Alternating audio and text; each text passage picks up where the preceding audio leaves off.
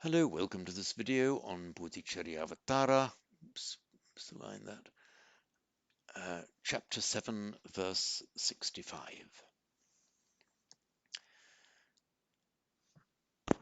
Tasmat karmavasanepi nimajjet tatra karmani yatha madhyana santapta adau prapta saraha kari. I'll turn up the text for you and read it again. Oops. Oh, there we are. Tasmat karmavasanepi nimajjet tatra karmani yatha madhyana santapta adau prapta saraha kari. Tasmat is the ablative of tat, meaning that, so from that, and it's very frequently used as a conjunction, meaning therefore, from that, meaning for that reason, out of that reason. Karma avasana, the avasana, it's from the root, it's a root with two forms of the root actually. It's from so or sa. It means to come to an end. I don't recall ever having seen the root appearing on its own. It's always preceded by the ava prefix, so avasa. And you most often find it in its verbal noun form is avasana, meaning the conclusion, the end of something. So tasmat, therefore, karma avasane, the karma avasana, the work ending, meaning at the conclusion of a task. In the locative, of course, karmavasane. Pi, api, meaning even. So means soon, even just the very moment, that's the force of the P here, even at the very moment of completing one task, you don't go and have a nap, you don't go and have a rest, you jump straight into the next one. Tasmat karmavasanepi, therefore, at the conclusion of a particular job, even right at the conclusion of a particular job. Tatra, there, at that point, right there and then. Nimajjet, one should plunge, plunge in, majjet, just to be, let majjati, to be immersed, majjet, let one be immersed, optative form, nimajjet, plunge straight in, immerse oneself straight in, and you can use the locative there, and here is karmani, the last line in the first verse. So I was telling you in the last verse, stem form karman, nominative, accusative. This is for the neuters, by the way, karma, and locative. It now behaves like a regular noun ending in a consonantal stem. So stem karman plus the locative ending I, karmani. One should plunge tatra, there and then, into another work. And I'm just going to call up, oops, too many things open on my screen at the same time. Just calling up for a moment Monia Williams. Just look at this root mudge, search. So majjati, to sink into, to go down, also to go down to hell or to perish, to become ruined, or sink in water, dive or plunge. And it's cognate with the Latin mergere, from which we have to immerse, submerge. It's all from that same root, mudge. Now, nimudge this prefix ni, nimajjati, sink down, dive, sink, or plunge, penetrate into, or to bathe in. So, and the optative nimajjati would be the indicative. The elephant plunges in. You see, the that's the indicative. Optative nimajjet. That's a standard like bhavet nimajjet. One, I mean, may one plunge in? It's often used as a general imperative. It's a good thing to do. Well, there's the optative form. One should plunge straight away. So nimajjet, one should plunge. Tatra, there, I mean there and then. Karmani, into work, into a task, meaning into another task. Yatha, as, in the same way as. The kari, the elephant. Madhyana santapta, midday burnt, in other words, heated by the heat of the midday. Does, the implied does, plunges. Adau, at the beginning, meaning that's the very first thing he does. Prapta sara, when he has literally obtained water, when he's got to water. So kara, it's from our root kri, meaning a hand, and we have kara, meaning doing. It makes several verbal nouns. We've got kriya, we've got, of course, karma that we know, stem form karman. These are all verbal nouns from kri, to do. But there is also another noun, kara, with a note with a short a, which means the hand.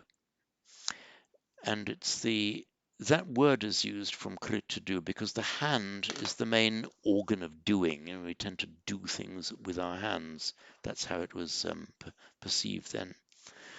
Now, it means a hand in a human sense, but it's also used for the trunk of an elephant, because the elephant uses his delicate trunk in the same way that we use our hands. So kara meaning a trunk, and so a karin means possessed of a trunk, are well-known adjectives and nouns ending in consonantal stem in, so karin. And as usual, nominative singular of consonantal stems in becomes kari, like our well-known yoga, yogin, stem form yogi, masculine singular. So yata kari, just as the trunk to animal, just as the elephant. Understand the word; it's not repeated. Nimajjati, plunges in, so that you just understand that same verb from the first verse, from the first line rather. Nimajjet. So the elephant, prapta sara, sri, meaning to go, to flow, to move. Makes a verbal noun sara, from which we get samsara, which is a completed going, or a series of completed goings. That's what samsara, cyclical existence. Round and going, back to square one again, going again, the samsara, the completed goings. Another noun form from Sri is saras, which is a neuter noun ending in a stem as. So in the meaning water, that which flows, that which goes and flows. And for example, it would make its locative as sarasi. And it makes its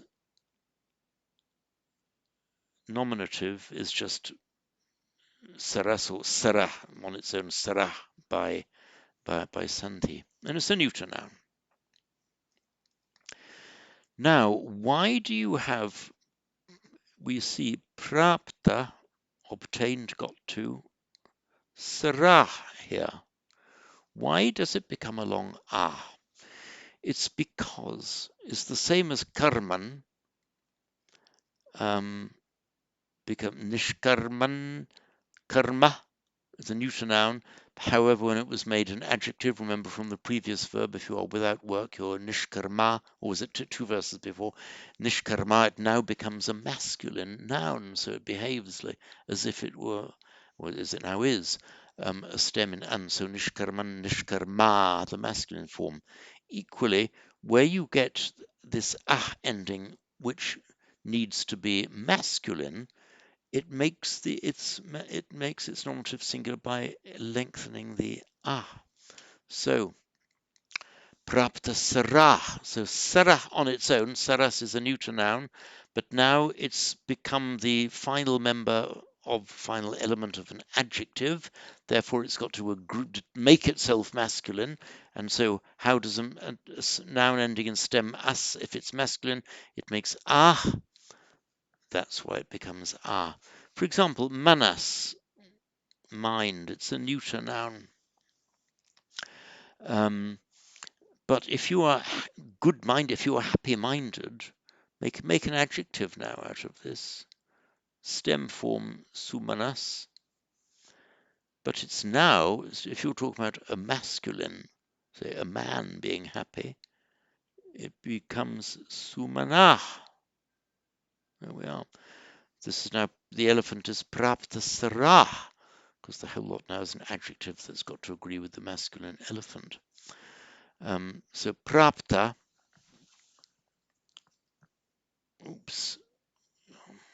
from our well-known root ap, very often found with the prefix pra ap, past participle prapta. So by whom, it often means to obtain, but also to reach something, to get within reach, or to get there so that you can get it. So if the elephant is prapta saras, masculine singular form now prapta sara, he has reached the water, by whom the water has been reached. And another epithet here, a description of the elephant, is madhyana santapta. The ahna means a day. In fact, it's a slightly irregular noun. Let me go.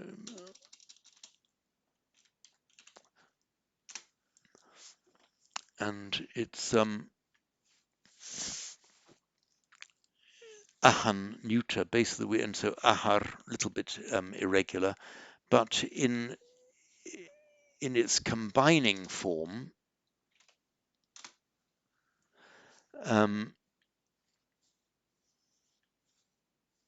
it's not given here for ahan. Okay, so ahan was our word for day, but IFC in Moni Williams, in fine compundi, meaning at the end of a compound. So if it's at the end of a compound or part of a compound, then the non-final member of a compound, the ahan becomes ahna. That's madhya ahna santapta. Madhya, middle, as in madhyama, madhyama, madhyana, midday, madhyana santapta, midday burnt up. So burning with the heat of the midday sun. So we have, go back to